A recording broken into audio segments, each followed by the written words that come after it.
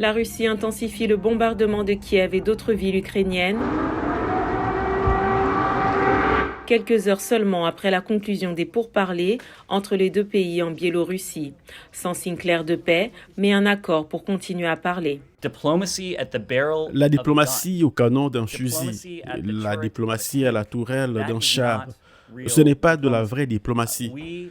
Nous sommes prêts et disposés, tout comme nos partenaires ukrainiens, tout comme nos alliés européens, à nous engager dans une diplomatie réelle, substantielle, authentique, afin de voir si nous pouvons trouver une issue à ce qui est un conflit brutal inutile.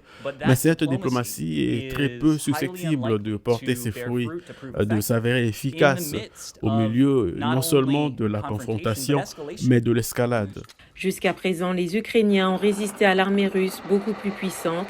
Le Kremlin a maintenant engagé 75% des troupes constituées à la frontière ces derniers mois. Et alors que Poutine n'a jusqu'à présent réussi à capturer aucune grande ville, le Pentagone a averti lundi que cela pourrait changer. Vous devez saluer les Ukrainiens qui se sont battus très durement pour leur pays et ont eu un impact et ont fait une brèche sur les capacités de M. Poutine. Mais ils apprendront, les Russes en tireront les leçons. Le président ukrainien Volodymyr Zelensky a appelé les États-Unis et leurs alliés à envisager une zone d'exclusion aérienne au-dessus de l'Ukraine.